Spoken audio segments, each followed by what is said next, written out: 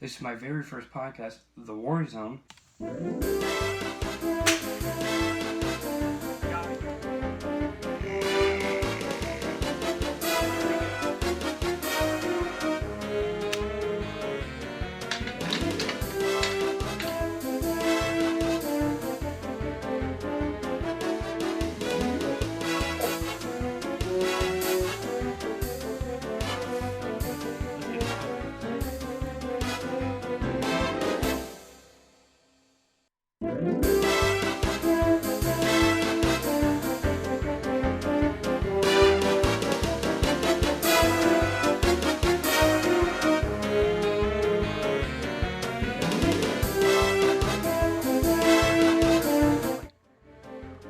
You are now entering the War Zone with WARFU.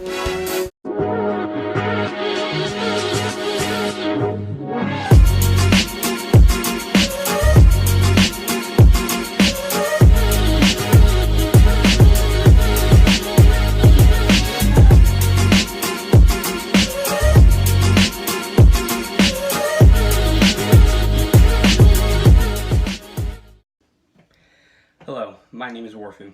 Thanks for tuning into another episode of WARFU Outdoors. Today we are actually indoors. We are not hunting or fishing or doing anything of that sort, but instead talking about the upcoming deer season.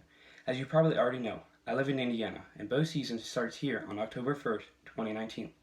But since I'm a youth, I've decided to take advantage of the youth season on September 28th and 29th. So, you viewers, get ready for a whole lot of deer videos. We will discuss what my plans are, we will be prepping, and we will talk facts and tips about deer. This doesn't mean I'm not going to stop making squirrel hunting videos, but the majority of my uploads until the end of deer season may consist of deer-related topics. So put on your seatbelts because we are about to enter the war zone of my very first WARFU podcast called The War Zone. And not to further annoy you with my rants, let's get straight into today's video. The white-tailed deer, or Onycholis virginius, is one of the most hunted game animals in the United States. Hunters grab their guns and hide in deer stands, longing for a monstrous, elegant buck to walk in front of their path. In today's video, we will discuss techniques and tips for your best chance of scoring that buck of a lifetime. Welcome to the War Zone, starring me, your host, WARFU. Adult buck antlers start to grow around the end of March or early April, and grow at a rate of about a quarter inch per day. Younger bucks begin growing their antlers a little later, and theirs grow at a slower rate.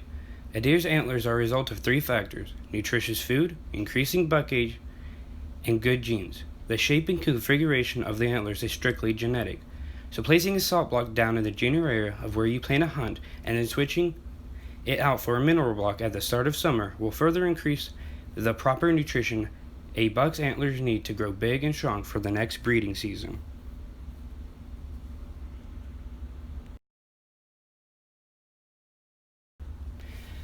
Before the breeding season, you may find 2 to 6 bucks traveling together on your trail cameras.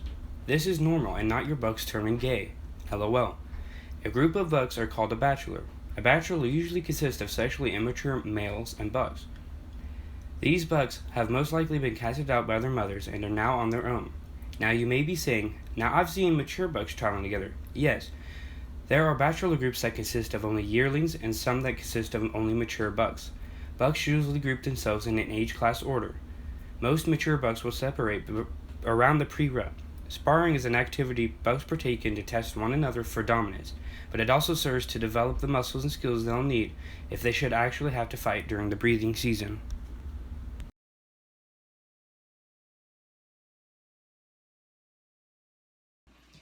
So, if you're an avid bow hunter, and you love taking the opportunity to hunt early season, then these tips and techniques might just be for you. I mean, these are just really facts, but I might throw a tip in there, or one or two, so just stay tuned. So, most mature bucks will bed near their preferred food source, so try to set up a stand there. When hunting in early October or any time before the rut, avoid using doe estrus and doe calls, as this will likely confuse a buck as they are not ready to breed. Instead, use buck scent and buck calls. This will lure dominant bucks into checking out who's lurking in their territory and who may be a threat during the breeding season. Over most of the year, whitetails remain bedded 60 to 70% of the time, usually feeding 5 times every 24 hours.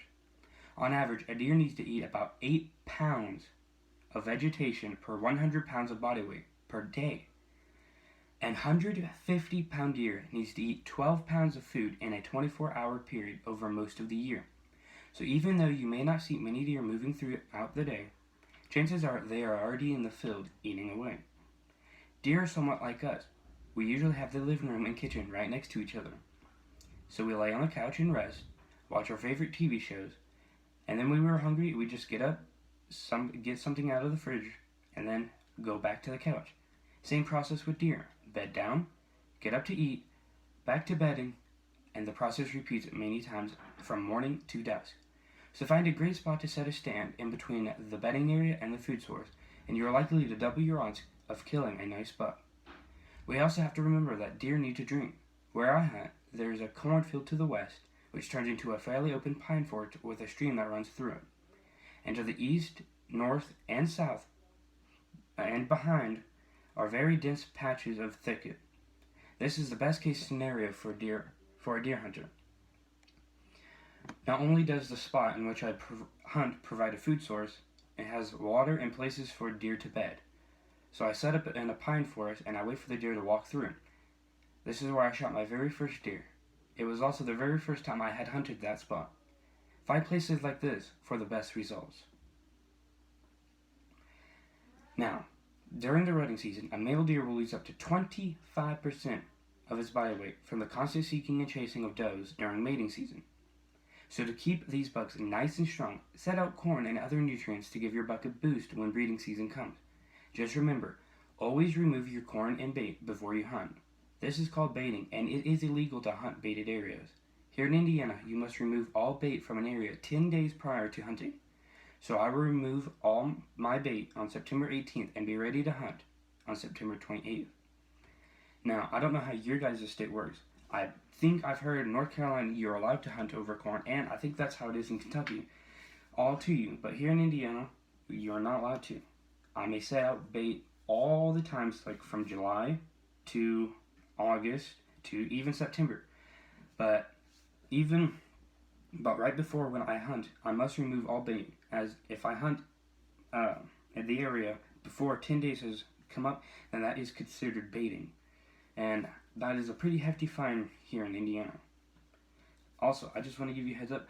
I research the topic I'm about to speak, and I make a Google Doc, and I put it in my own words. So what I'm doing is scrolling down through my Google Doc, because I'm reading that off to you. So if my eyes don't look like they're straight on the camera, that's because I'm reading through my notes that I've taken down for you. Now, during future podcasts, I would like just to do random, like me, just sitting down talking to you. But that means you have to leave down suggestions on what should I talk about.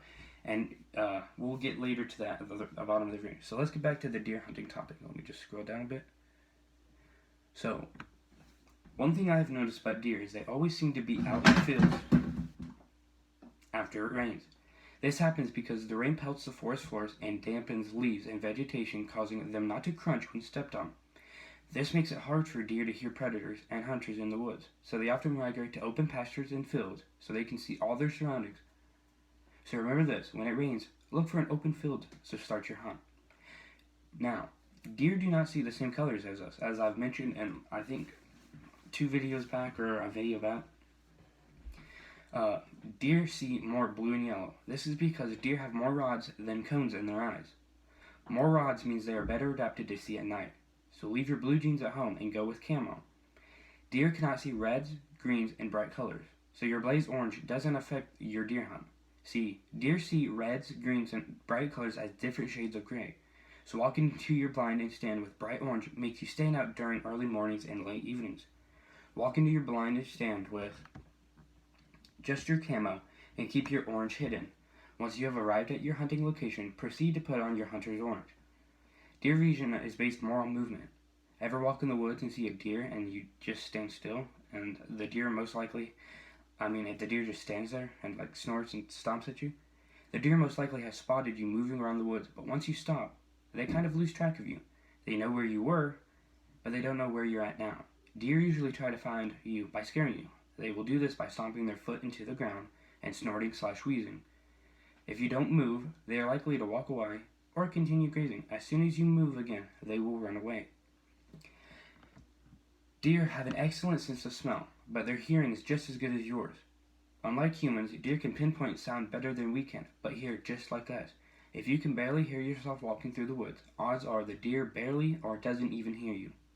Smell is a key to a deer, so using the proper cover-up scent is crucial. I personally like to use Scentaway Autumn Formula. But Scentaway also comes out with an odorless formula, in case you want to use that too.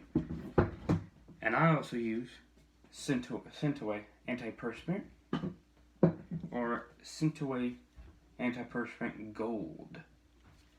And I also carry that to my stand. That way, in case I feel myself sweating, just apply them that, and it all goes away. The way I smell, just like falling leaves. Make sure to take a shower with a body wash that eliminates odors, like a Scentaway clothing. Not this isn't what you want to use. You want to use Scentaway body wash, but this is next. Do not make sure to take a shower with a body wash that eliminates odors. Do not wash your clothes with scented detergent. Instead, use an autumn or no scent detergent. Don't leave your scent away in the truck. Bring it with you to the stand. Apply regularly to the hair and smelly parts of your body if you notice you are sweating. That is all I have for you on today's segment of the War Zone, deer tips. In the next episode, we will discuss how to pick the right spot, place a blind, and stand, what to do after you have shot a deer, and other deer-related topics. If you like this episode, leave a like and subscribe to see future content. Disagree with me? Leave it down in the comments, and I'll discuss it in the next episode. Leave topics down below for me to discuss in future episodes. Remember, the War Zone is a podcast not defined to deer hunting. Until then, I am WARFU, and make sure to stay tuned, soldiers, to catch the next episode of the War Zone. Now, I'm not reading, this is not scripted anymore. Like I said, that part, I write down, I research facts, and I take my own knowledge of what I've experienced out there in the woods, and I combine them all to make a video for you. So, right now, this is not scripted, this is me just talking to you, that's why my eyes are focused right now on camera. I just want to discuss some things that I go hunting with. Loud crashes, I had the voiceovers, I have my phone right there, so it's close to my mouth while I was reading, but okay. So, like I said, in there, I use supercharged scent killer clothing wash for my clothes right before I hunt. And I use either Scentaway odorless formula or Scentaway autumn formula. And I prefer using this because it makes me smell just like my environment. And at some points I might even pick up some leaves or pine needles and rub them on my body. I also use Fresh Earth by Hunter Specialties, and the cover scent wafers. You basically, I don't have any in here, but you undo it, take it, and clip it to your thing, and it makes you smell like earth. So that's what I use for covering up my scent, along with these two great anti-perspirant deodorants. Now, other things you might want to take to the stand are, of course, your deer call. Now, I am fortunate enough that I have two deer calls. This is the dual, I think it's, I don't know how many, it's like three, or no, it's like, it got doe fawn and like 3 different bucks in it. So this is what this looks like. Dual. Comes apart just like that. And we've got mature, I don't know what this means, TGAB, I'm perceiving as YB stands for young buck. Then we have DB, EB, and EB. And right now I have it set as TB, because I think that sounds the best for like a buck that's not too young, but not too old. So, I'll give it a little whiz. So that's that. And then I have the Grunt Wheeze by Primos. I also have one of their trail cameras on there. This actually has a wheeze, so it's a snort wheeze. And then you got this extra big chamber to resonate sound off of this to make a deeper and grumbly call, basically. So this one sounds like basically that. So those are my 2 deer calls. Leave down in the comment section below what kind of deer calls do you use. What do you have the same brand of money, or what brand do you prefer using? Now, some other things I carry to the deer stand is hot hands for my hands, feet, and body. That way, during the winter months, I'm not just like, okay. So we got that out of the way, and then when it comes during the rut, so during November, December, I use Doe Estrus by Hunter Specialties Sex Scent Wafers. So, I've heard if you put this on your body, you run the possibility of getting hurt or trampled or gored by a buck because they're interested. But the way I think is, if you're wearing a sex scent wafer and a buck is out there, he's not. Why would he attack you? He'd more or less try to mount you, and the process of PG. So I don't really believe in getting attacked by wearing a sex scent wafer. I'm more getting mounted and raped basically. But you can wear that on yourself, or you can tip it to a branch and let the wind come through. And then I also use Doe and Estrus. I put this on my trail, on the back of my boot, put a little bit on there. I actually need to get more of this, all of this stuff basically. That's some stuff I take to the stand.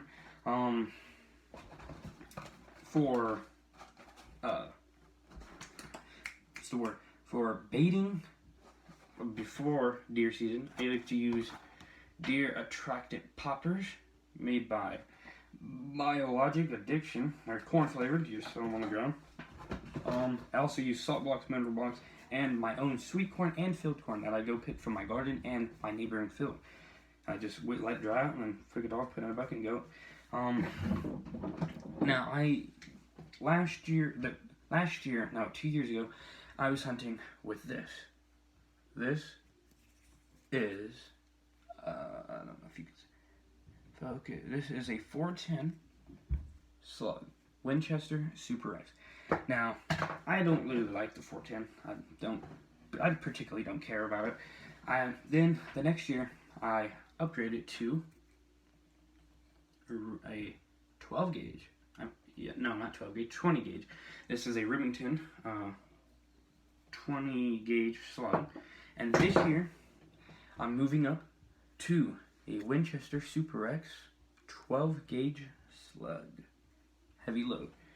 So I'm hopefully gonna use a 12 gauge. I don't own any guns, so all those are my dad's. But I'm put his scope back on his 12 gauge because I want to see if a scope actually works better for me, or because during opens like the bead sight, I'm not really feeling it. Yes, I killed my first deer with a 410 actually. So don't get me wrong, these do work. This is what I killed my first deer with. But I just want to see how the scope works. That way I can shoot longer distances, more accurate. So that's basically what I use. One more thing I go to is I don't use, I want to use Sever broadheads or Rage, but I don't have money. I'm poor. So I use Walmart's Galleon Lightning broadheads. Come in a pack of 3. They're okay. I've never killed a deer at all with a bow, so I want to do that for you. Like I said, I'm going to film all of this, so you can look forward to deer hunting videos and all of that. One more thing before we sign up is antlers. I prefer using actual deer antlers for rattling instead of artificial ones, because I feel like the actual antlers will sound a lot better and more realistic than the artificial. So that's all I got for you. That's just some of the stuff I use to hunt. I use a full bodysuit camo to go. Usually I wake about 4 or 5, go out in the stand by 6, just before it's pitch black. Use a flashlight, get up in the stand, and then as soon as daybreak hits, then I'm ready. And the field I'm hunting has some pretty good bucks. All those pictures that you saw, they came from my field. One buck, that big monster buck, came from last year actually. Late season. I wasn't even hunting then. Didn't even know he was there. Just caught him once on trail camera. Thick Boy and Elliot, the little broken off buck, he literally looks like that buck from open season. Thick Boy I've been hunting for 3 years now. He's From my understanding, he's actually not an old buck. Now that I've seen him walking with Elliot, in following the facts that I've learned, the age class order means that they're within, he's maybe 2 or 3 years old, and Elliot's maybe 1 or 2.